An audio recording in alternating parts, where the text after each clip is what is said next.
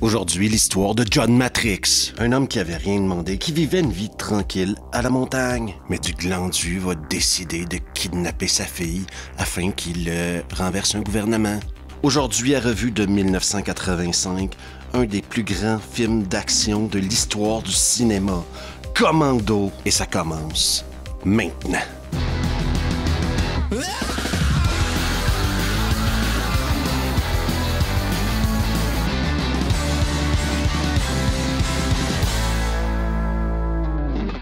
Va pas te rater. Le film commence par un mec qui se fait fumer en sortant les poubelles. Moi, je l'ai toujours dit à ma femme, sortir les poubelles, c'est vachement dangereux. Sinon, ensuite, pour se relaxer, il décide de tuer le mec qui vend des Cadillacs. Son envolée meurtrière ne se termine pas là alors qu'il tue un mec sur un bateau de pêche. Après, le pêcheur, c'est Bennett. Donc, c'est une mise en scène, tout ça, OK? Mais ça a relativement peu d'importance dans le film. C'est par la suite suivi d'un incroyable générique digne des meilleurs sitcoms des années 80. Regardez-moi les biceps de ce mec, nom d'un cul. Est-ce que c'est paradoxal d'avoir un générique type sitcom 80 alors que c'est un des films les plus violents de l'histoire des films d'action? Moi, je dis que non. Parce qu'au-delà du mec au biceps qui transporte un tronc, OK? Il existe un père dévoué, qui adore sa fille. Il va même manger une glace avec. Un homme capable de tendresse qui nourrit une biche. Vous verrez tout au long de ce film que John Matrix est plus qu'une paire de bras. À table, sans demander rien à personne, au loin, il entend un hélico. Ça, en 85, si t'étais en train de manger un sandwich et que t'entendais un hélico, ça veut dire que tes anciens potes de l'armée étaient dans la merde et qu'ils allaient avoir besoin de toi. Justement, c'est Kirby qui se pointe et il y a des nouvelles à lui annoncer. Son ancienne escouade se fait assassiner un par un. Regarde, il y a des mecs comme ça dans la vie que leur passé va toujours les suivre. Quelqu'un tue tes hommes. Kirby lui laisse Jackson et Harris pour le protéger. Jackson et Harris. Deux victimes innocentes. Deux mecs qu'on oublie souvent lorsqu'on parle de Commando. Mais deux mecs qui ont donné leur vie au nom de la liberté. À peine est-ce que Kirby est de retour dans l'hélico que les terroristes attaquent John Matrix et sa famille. Par chance, John Matrix fait partie des hommes qui sont toujours prêts. Donc, il y a naturellement un arsenal dans son cabanon.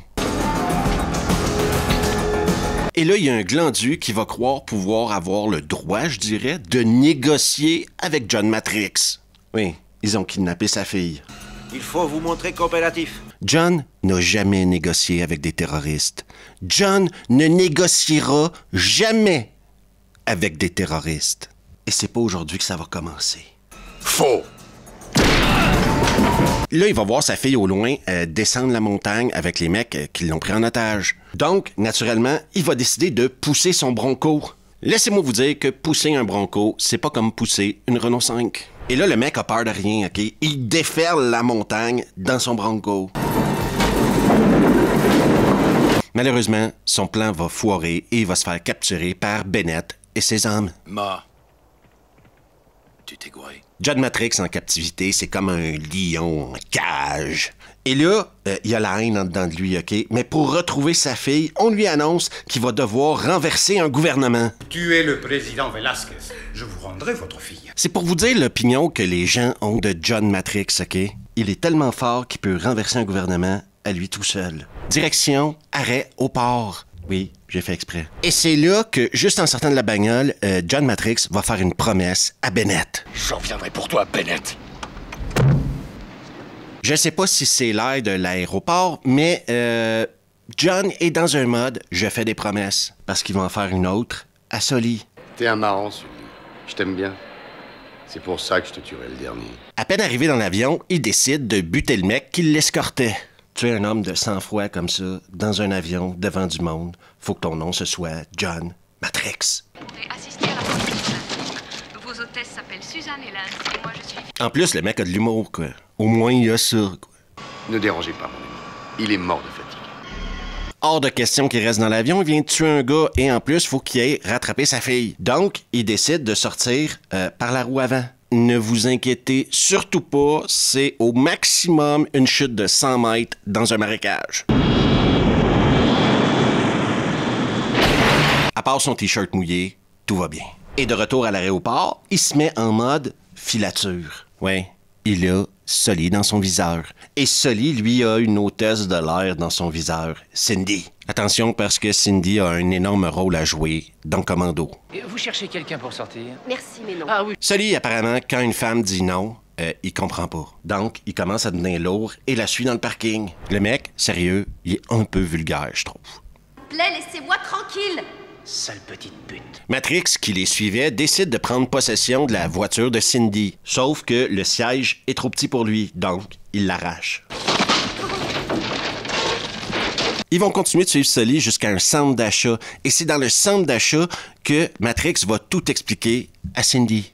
Vous êtes la seule chose qui me reste. Matrix, lui, compte sur Cindy à fond. Sauf que Cindy, elle le connaît pas. Elle a peur de lui un peu, comprenez-vous? Quand t'es en présence d'un bonhomme pareil, je dirais que c'est presque normal. C'est un paranoïaque.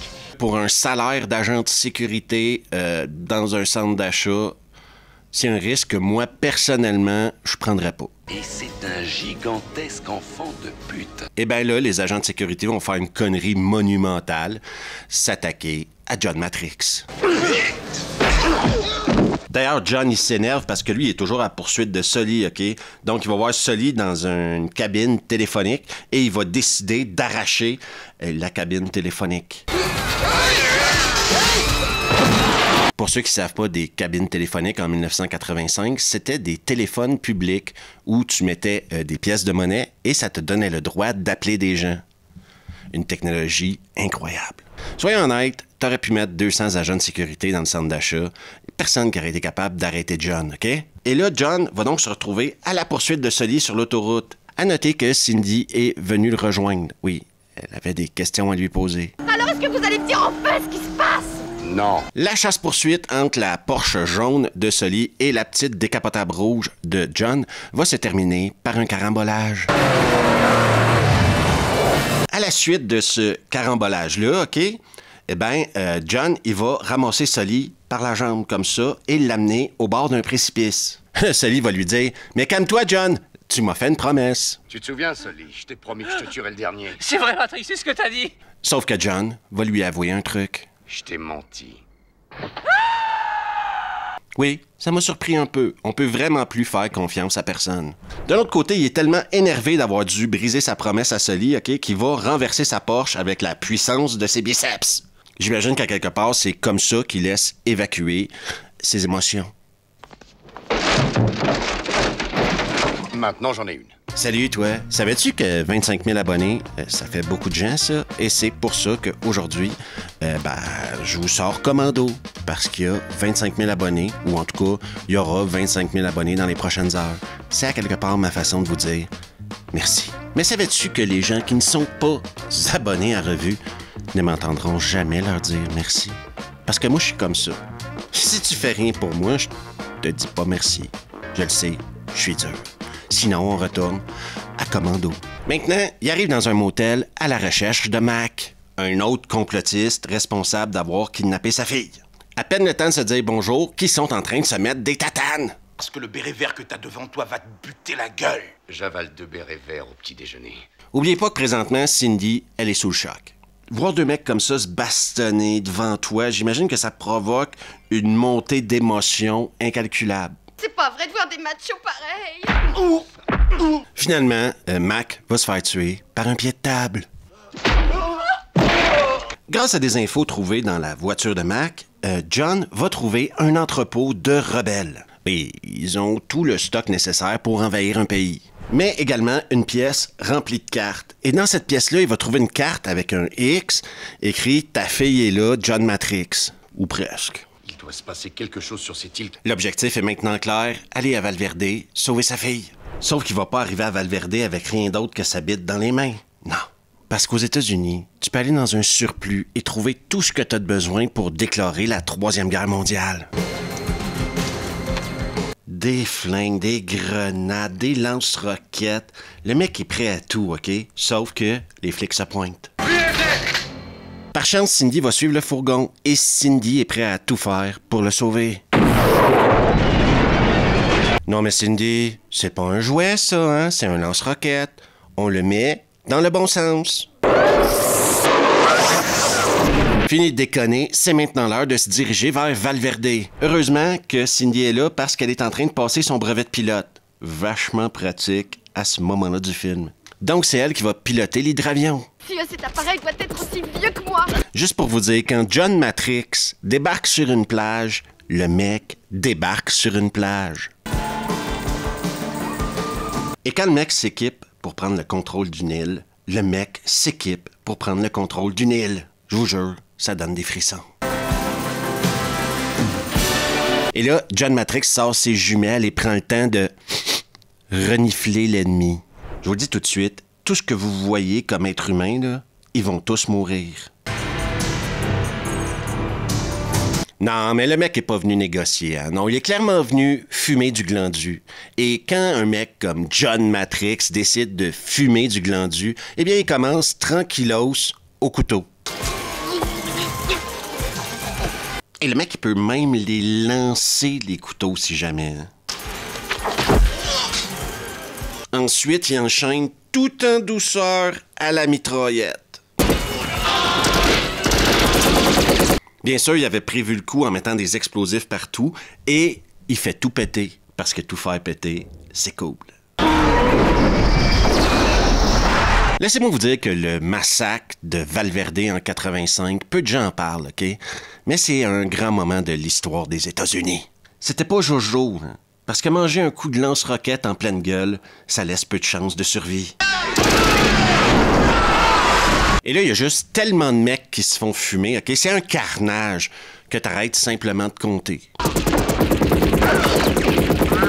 Tout d'un coup, il décide d'aller se reposer un peu et rentre dans un cabanon. Sauf que le cabanon se fait entourer par des soldats qui sont apparemment inconscients et veulent mourir le plus rapidement possible. On sait pas ce qui se passe à ce moment-là dans la tête de John Matrix, mais selon moi, il regarde autour de lui et ça l'inspire. Parce que déjà, il va tuer un mec grâce à un râteau. Enchaînez ça avec une lame de scie ronde. Et bien sûr, rien de mieux qu'une bonne vieille machette pour se faire justice.